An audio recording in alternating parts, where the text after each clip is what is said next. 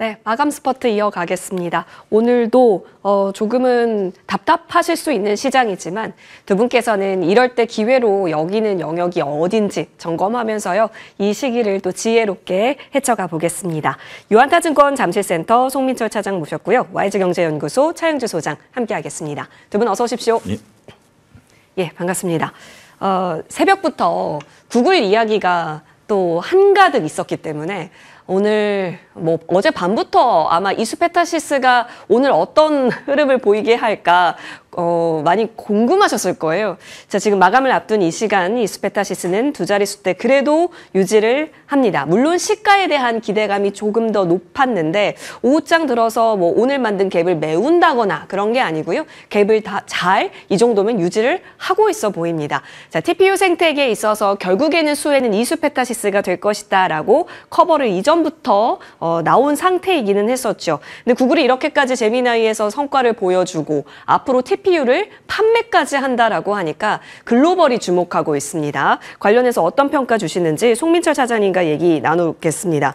여기까지 올라온 것도 굉장했거든요. 근데 물론 여러 노선이 있었지만 엔비디아 노선에 좀 더 집중해서 여기까지 올라왔어요. 근데 여기서 구글 노선까지 더 강화되는 스토리라고 한다면 2026년에 그 ASP라고 하는 마진이 더 높아진다라고 한다면 여기서 우리는 더 상방을 논할 수 있는 그런 리레이팅 요소가 될 수 있을까요? 네, 당연히 논할 수 있다. 그렇게 좀 보고 있고, 지난주에 과연 이제 인공지능이 거품은 아니다. 네. 그렇다면 어느 단계에 있을까에 대한 고민을 좀 한번 해봤는데, 후반전은 분명히 아니었고, 이제 4쿼터가 남지 않았나 그렇게 봤는데, 이번에 구글의 제미나이의 이 선방을 보면서 아직도 멀었다. 네, 좀 인공지능의 그 갈 길은 아직도 멀었다라는 확신이 좀 들었고, 이 오픈 A와의 이 싸움이 아직도 멀었기 때문에 본격적으로 그 승자가 나올 때까지는 우상향해서 좀 많이 오르지 않을까 좀 그렇게 보고 있습니다. 그리고 현재 이제 반도체 부분 보면은 HBM뿐만 아니라 이 레거시 반도체 수요가 계속 급증할 예정이기 때문에 그렇다면은 기본 골자인 이 기판에 대한 수요도 같이 덩달아서 늘어날 수밖에 없기 때문에 자연적으로 관련주들은 삼성전기나 대덕전자 그리고 이수페타시스 그리고 롯데에너지 머티리얼즈까지 이렇게 좀 테마를 형성하면서 좀 승승장구를 하고 있는데 사실 이제 기판 쪽을 살펴본다고 하면은 그렇게 참여자들이 많지 않습니다. 과점시장이기 때문에 한 3-4개 업체가 그 점유율을 나눠먹고 있기 때문에 그들만의 좀 리그를 좀 재편을 하고 있고, 그리고 반도체 부분 관련해서도 올해는 이제 HBM 필두로 한 연산이라고 한다고 하면은 이제 내년부터 이제 추론 부분으로 넘어가면서 TPU, NPU 이게 꾸준히 계속 나올 예정이기 때문에 거기에 따라서 웬만한 이제 빅테크 업체들은 HBM한테 의존하지 않고 이 자체 측 개발로 넘어가기 때문에 이 기판 관련주들은 꾸준히 좀 분할 매수해도 무방하지 않을까 그렇게 보고 있긴 합니다.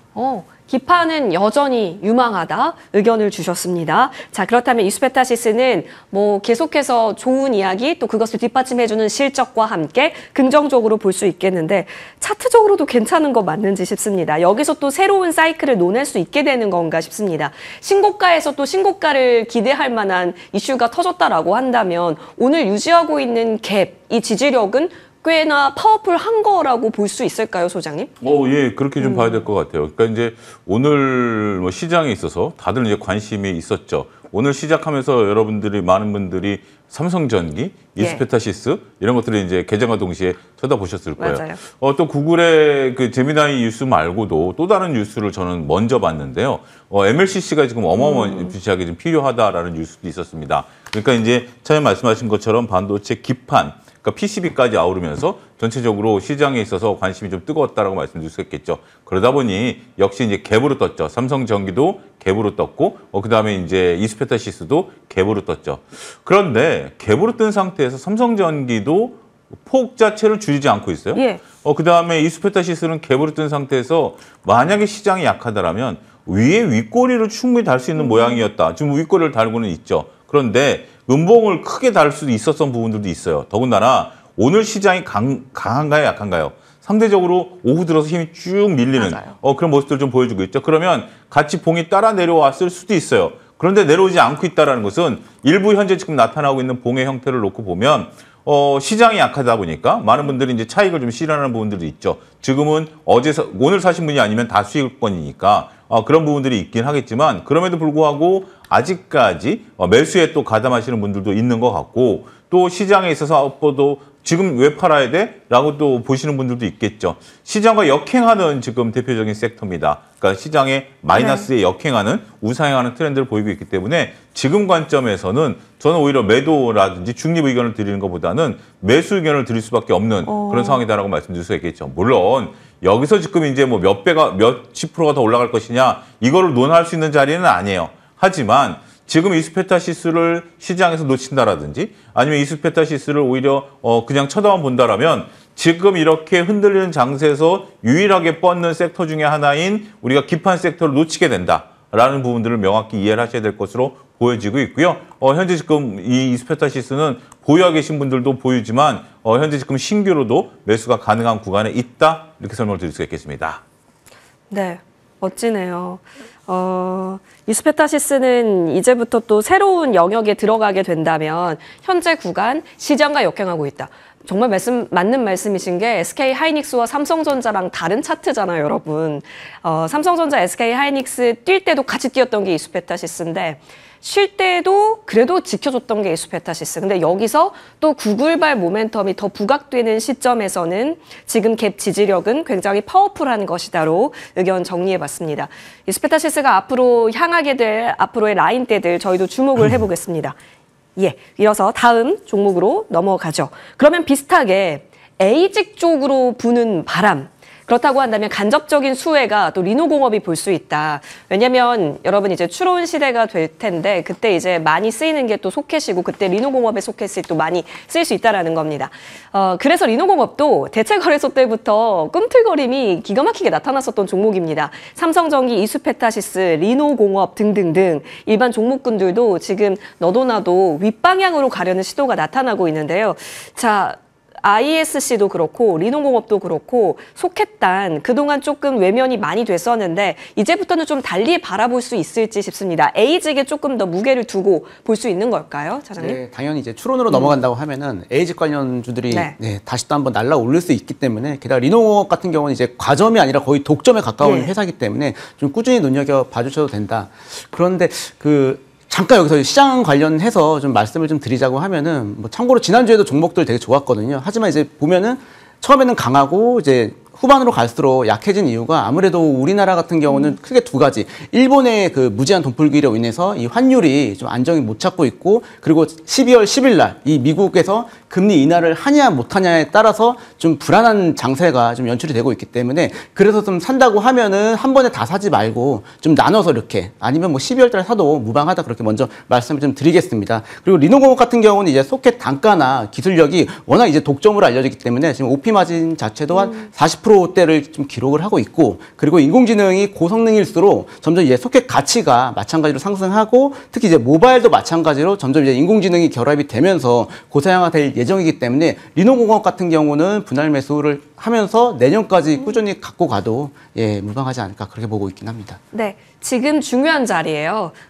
물론 소장님이 더 잘 봐주시겠지만 2024년도에 만들었었던 고점을 오늘 또 돌파해내면서 이제 2025년 후반부와 2026년에는 그 이상에서 놀 거예요를 알려주는 그런 거래가 붙은 것인지 싶습니다. 에이직 쪽으로 좀 더 시장이 이렇게 봤었던 경험이 있죠. 브로드컴 때. 근데 그때처럼 잠시일지 아니면 이번엔 좀 더 새롭게 의미부여가 가능한 자리일지 차트로 봤을 때는 오늘 돌파력에 어느 무게 두십니까? 오늘 주봉으로 놓고 보면 충분히 말씀하신 것처럼 그 직전 고점을 이제 돌파하는 모습들이 나오죠. 예. 일봉으로 놓고 보면 상당히 지금 겁이 나실 거예요.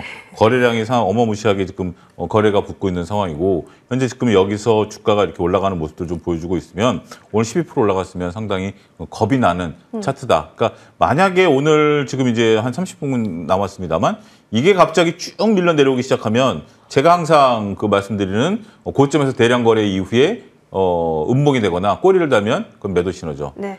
그러나 지금 같은 경우는 이 가격에 대한 부담이 있는 것은 사실이죠. 하지만 차장님 말씀하신 거에 저는 적극 동의합니다. 지금은 업황에 주목하셔야 된다고 봐요. 그러니까 그러니까 우리가 차트를 보는데 차트 그림만 놓고 봐야지 어떤 내러티브를 왜 추가하느냐라고 보지만 그런 부분들도 같이 봐야 되겠고 차트만 놓고 보더라도 오늘 만약에 여러분들이 그러니까 입장을 바꾸고 나서 지금 현재 한 5만 원대, 5만 5천 원대 사신 분들 입장에서 보면 지금 현재 저게 불안감을 느끼는 차트인가요? 불안감을 느낀다라면 5만 5천 원에 사서 지금 이제 10% 이상 수익이 난 구간이기 때문에 오늘 팔아야 되겠죠.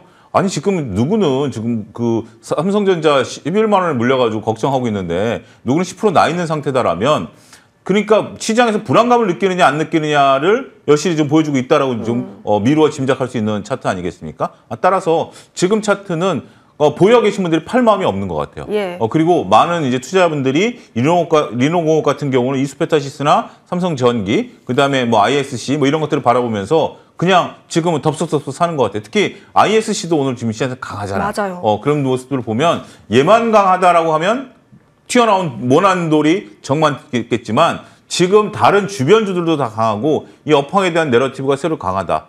저는 TPU 오늘 좀 많은 분들 저도 이제 만나면서 보면 제미나이 써봤어? 제미나이 써봤어? 제미나이가 훨씬 더 좋아. 그러니까 이제 어떤 좀 업무적인 부분에 있어서 좀 냉정하게 대답을 해주는 그런 분들 많이들 거론을 하시더라고요. 그래서 저도 오늘 이제 제미나이 써보고 예. 제미나이는 더군다나 무료 버전이기 때문에 저처럼 유료 버전을 좀 쓰고 있는 사람들에게는 상대적인 비교가 나타나는데 어찌됐든 이 지금 현재 차트는 전코 물러서지는 않겠다라는 차트입니다. 그래서 지금은 매수 의견을 드리도록 하겠습니다. 오. 자, 구글발 모멘텀과 함께 반도체 신에서 새롭게 주인공으로 부각된 종목에 지금 우리 두 분 모두 긍정 의견이 계속 연달아 나오고 있습니다. 리노공업도 이 정도의 파워풀한 성격의 차트라면 충분히 앞으로의 추가적인 행보 또한 기대해 볼 수 있겠다는 의견 정리하겠습니다. 자, 소프트웨어단이 옛날에는 그냥 순환 차원에서 움직였었는데 이제 진짜 추론 영역으로 넘어가게 되고 시장이 하드웨어단에서 소프트웨어단으로 조금 더 욕심을 내볼 수 있을까요? 효과가 플리토 쪽으로 좀 모아지고 있습니다. 근데 플리토가 여러분 차트 보면은 그간 플리토를 추적하지 않으셨던 분이라면 언제 이 종목이 이렇게까지 올라와 있지 싶으셨을 것 같습니다. 이 종목도 2024년 초반에 만들었었던 자리를 향해서 돌진 중이라는 사실입니다. 지금 플리토가 갖고 있는 게 소프트웨어 단순한 옛날에 묻었던 내러티브가 아닌 느낌이긴 한데 어디에 집중하고 있는 걸까요? 네, 먼저 올해는 엔비디아나 뭐 삼성전자, 하이닉스 같은 이제 반도체 하드웨어 쪽이 이제 포커스가 맞춰졌다고 하면은 내년에는 이제 소프트웨어 시대로 돌입하는 거는 우리가 피할 수 없다라고 좀 볼 수가 있습니다. 왜냐하면 이제 빅테크 업체들이 이 HBM을 언제까지 기다리면서 계속 그렇게 비싼 돈 내고 쓸 수 없기 때문에 얼마나 이거를 소프트웨어 쪽으로 좀 효율적으로 좀 풀어낼 수 있을 것이냐가 관건이기 때문에 이 소프트웨어 관련주들은 좀 눈여겨보시긴 봐야 되는데 다만 좀 아쉬운 건 이제 국내 소프트웨어 회사의 단점이 의외로 좀 많다는 데 있습니다. 먼저 대부분 이제 글로벌이 아니라 내수용이란 한계가 있기 때문에 좀 실적을 따져 본다고 하면은 적자 상태인 상태가 좀 많고 그리고 인건비 부담이 여전하기 때문에 거기에 대해서 좀 풀어야 될 숙제가 있고 마지막은 이제 인력들이 잦은 이직을 한다고 하면은 새롭게 이렇게 개발을 해야 되는 부분이 있기 때문에 빅테크가 대규모 감원을 하는 거랑 좀 상대적으로 우리나라의 그 소프트웨어 업체들은 좀 영세하지만 이 플리토 같은 경우는 특히 이제 저자원 언어 데이터에 이 특성이 되어 있다. 이 저자원 언어라는 게 이 한국어뿐만 아니라 이 잘 안 쓰는 언어들 있잖아요. 전 세계적으로 뭐 아프리카어 같은 경우는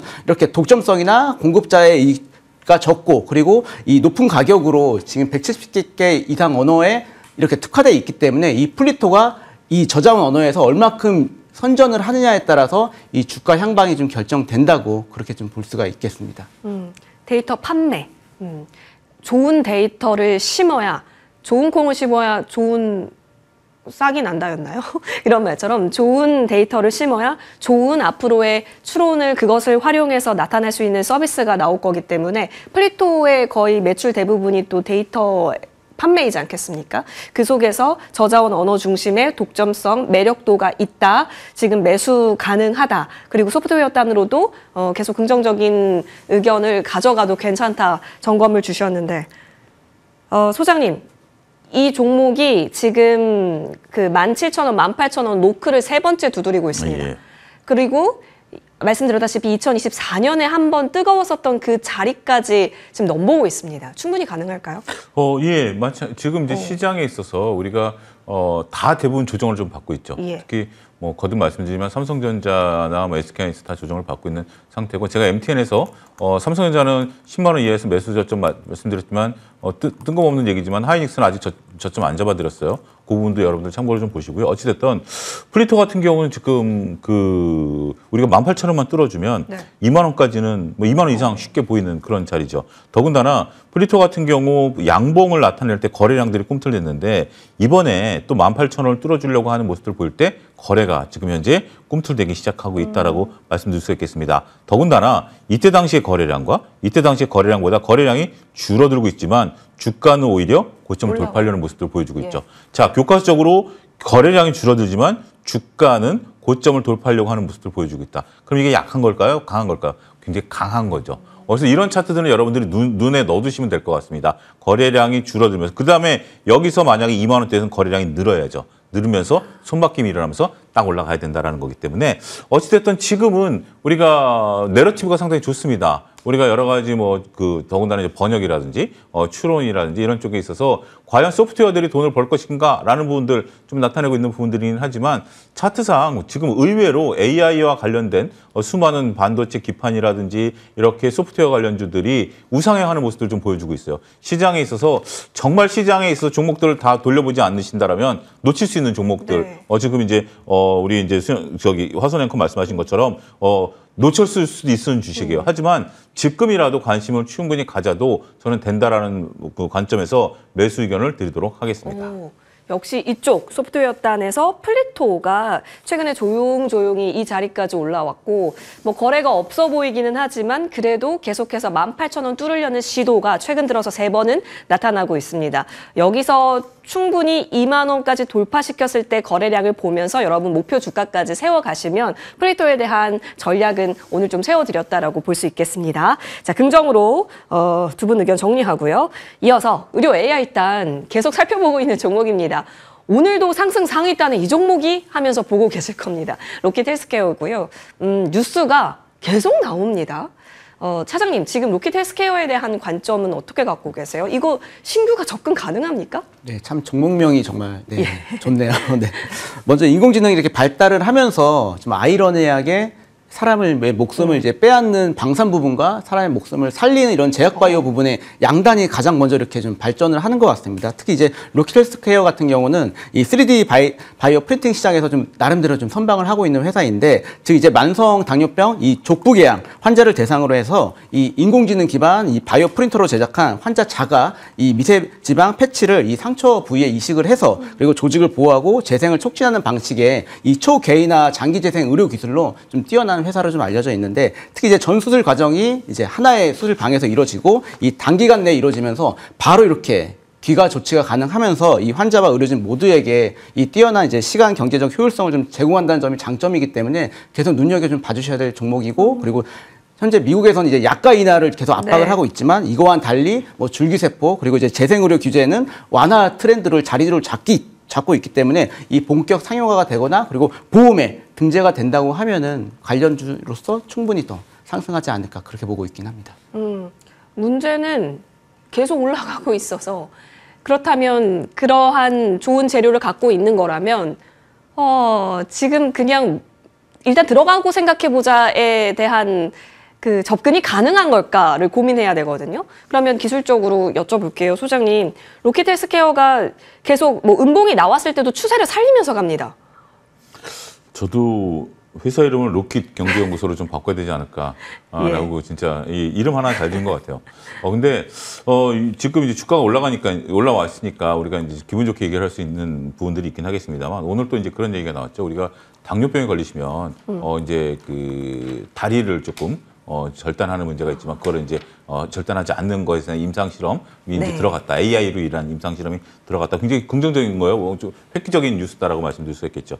그런데 지금 이제 로켓 헬스케어 같은 경우 이제 5일선을 타고 올라가는 부분들이 있기 때문에 이 추세가 훼손됐다라고 보기는 어렵습니다. 하지만 이제는 슬슬 어느 정도 우리가 조심성을 좀 해야 된다라는 거죠. 특히 지금 현재 우리가 오늘 화요일이죠. 놓고 보면 지난 금요일 날도 폭락하는 날 윗골을 달았고 월요일 날 시장 빠지니까 같이 빠졌고 오늘 또 윗골을 다르면서 거래가 좀 많다라는 거죠. 그러면 저는 지금 상태에서는 우리가 추격하자라는 말씀을 못 드리겠습니다. 이격도가 벌어지면 이격도가 축소되는 건데요. 지금 이제 이격도라는 것은 우리가 중심선으로 놓고 보는 20일 이동 평균선이 어디 있냐면 45,000원에 있습니다. 예. 45,000원과 7만 원 간의 벌어진 선.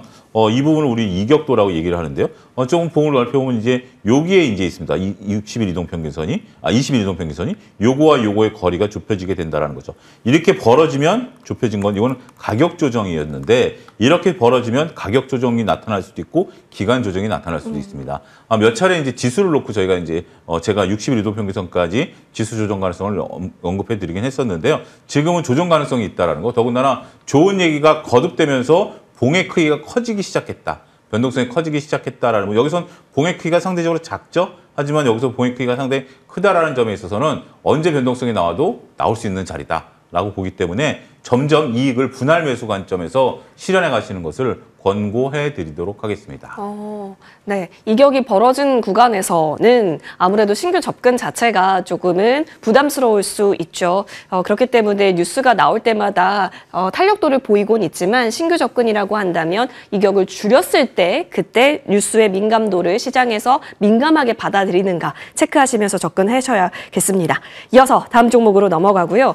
이벤트가 있는데 한국항공우주가 움직임이 괜찮네요. 이 이벤트로 생각하는 건지 싶기도 하고 아니면 좀 내렸기 때문에 프로그램적 좀 이 정도면은 사도 된다라는 그러한 수동적 매수에 의한 움직임인지도 궁금하기도 해요. 왜냐하면 방산주가 그 재건 이야기 나오면서 조금 움직임이 하방 쪽으로 그려갔는데 오히려 프로그램 쪽은 집중을 하고 있습니다. 그 가운데 한국항공우주는 그래도 추세를 조금 지켜서요. 그렇다면 좀 다른 점이 우주가 더 친숙하다라는 건데 그럼 이 이벤트를 염두한 수급일까요?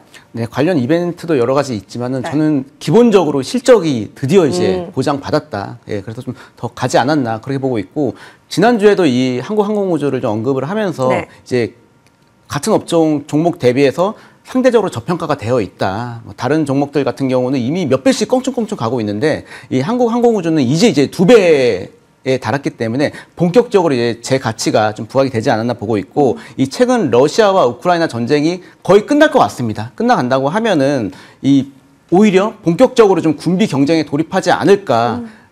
그 교훈이 방심하면 당한다. 칼은 칼집에 있을 때가 가장 무섭다는 거를 이 모든 나라들이 지금 느꼈기 때문에 본격적으로 이제 수주 경쟁이 좀 시작되지 않을까 그렇게 보고 있고 그리고 이재명 대통령 역시 지난주에 이제 아랍에미레이트 정상회담을 하면서 결론은 방산과 원전이었습니다. 그렇기 때문에 중동에 대한 오일머니가 이 방산 쪽에 얼마나 흡수되느냐가 이 내년에 이 관건으로 좀 볼 수가 있고 올해 테마는 이제 로봇이었습니다. 로봇이 화두라고 한다고 하면은 내년에는 아무래도 이 자율주행이나 우주 쪽까지 좀 보신다고 하면은 꾸준히 분할 매수해도 아직도 괜찮다 그렇게 보고 있긴 합니다.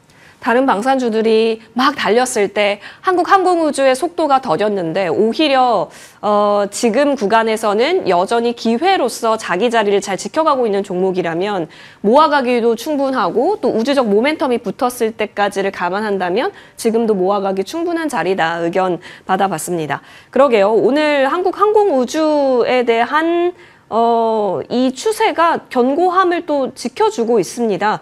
다시 좀 윗방향으로 가려고 하는데 이 추세 내에서 움직인다라고 생각하고 하단에서 잡고 상단에서 일부 뭐 덜어내고 이런 식으로 활용해야 할지 아니면 진짜 재료를 보고 조금 더 긴 움직임을 보시는지 최영수 소장님 의견은요? 지금 하단과 상단을 정확히 맞추면 10%가 딱 맞을 겁니다. 그렇기 때문에 현실적으로 지금 그거는 좀 어려운 것 같아요. 더군다나 이게 이제 추세가 확실히 이제 나타나기 아직은 추세가 변동이 좀 없는 거죠. 예. 그렇기 때문에 지금 상태는 조금 애매모호하다.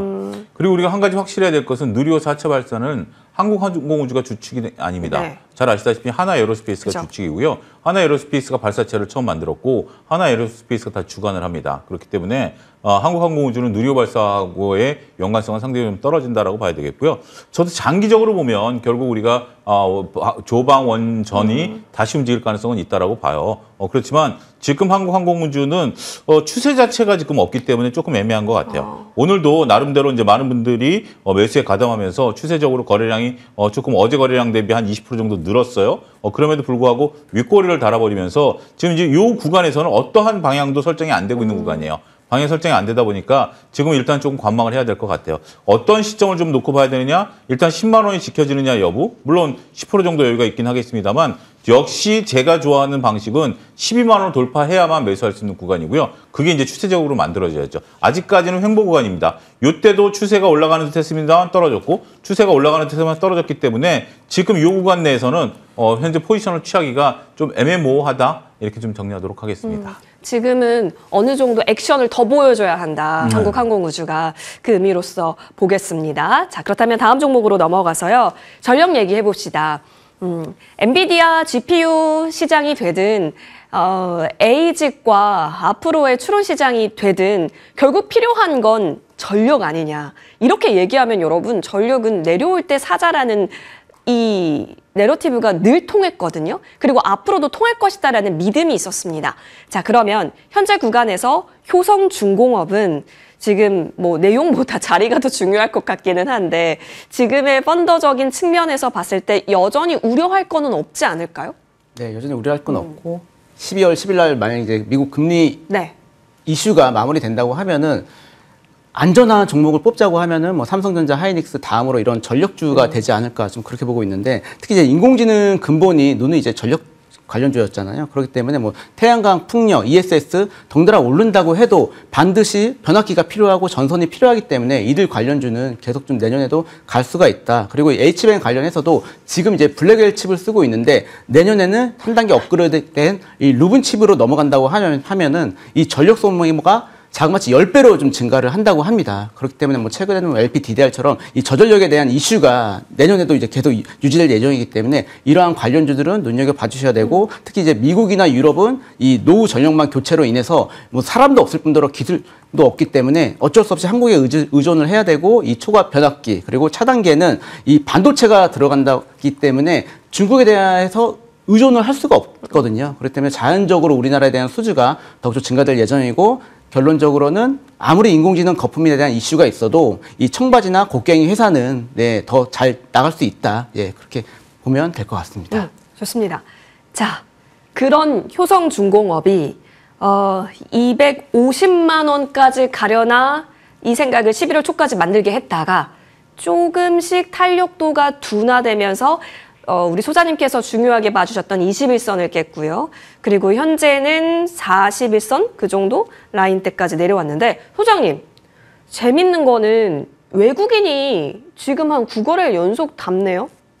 외국인들이 담는다 하더라도 일단 추세적으로 좀 하향 추세를 좀 보고 있는 거죠. 따라서 저는 시장 수익률로 말씀을 좀 드리도록 하겠습니다. 효성중공업 같은 경우 저도 그동안에 이제 막대한 수주 잔고 그다음에 향후에 대한 전망에 대한 뷰가 바뀐 건 하나도 없어요. 단지 주가가 가파르게 올랐다가 주가가 조정을 받는 거죠. 그러니까 펀드멘탈의 훼손은 없다라고 봐요.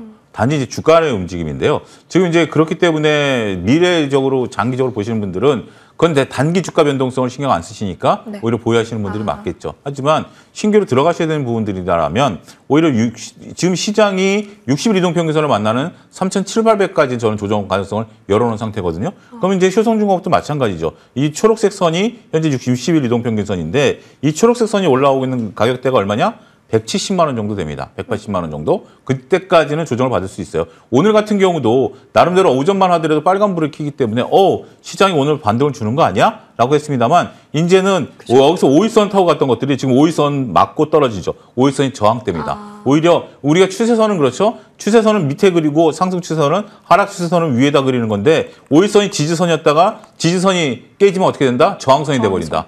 정확히 교과서적으로 흘러 내려가고 있는 부분들이다라고 봐요. 그래서 지금은 효성중공업을 새로 들어가시는 분들은 업황이 변하거나 내러티브가 변한 건 하나도 없어요. 단지 급하게 이격도가 벌어진 것을 좁히는 과정에 있어서 만나는 과정을 적절하게 타이밍을 잡는 것이 중요하다라고 보여집니다. 단지 또 그렇고 내가 장기 투자를 하겠다라고 한다라면 뭐 충분히 언제든지 들어가도 되겠죠. 하지만 개인 투자분들 입장에서 보면 시간이라는 것도 자원이다라는 점을 거듭 말씀드린다라면 바닥이 어디서 형성되느냐, 160만 원이냐, 170만 원이냐, 그걸 확인하고 나서 그 다음에 들어가도 그 다음에 분명 들어가야죠. 그래야 하는 주식이죠. 그렇기 때문에 조금 기다려보자 이렇게 정리하겠습니다. 네. 61선까지 닿을 수 있기 때문에 네. 오히려 61선에 닿고 나서 5일선을 좀 회복하는지까지 보면 오히려 더 시그널을 우리가 살펴볼 수 있겠네요. 그럼 그 부분까지는 확인이 좀 필요하다라는 의견이 있으니까요. 좋은 종목의 좋은 자리의 때를 여러분이 같이 효성종목 보면서 고민하셔도 좋겠습니다. 두 분과는 여기까지 이야기 나눠봐야겠습니다. 오늘 함께해 주셔서 고맙습니다. 감사합니다.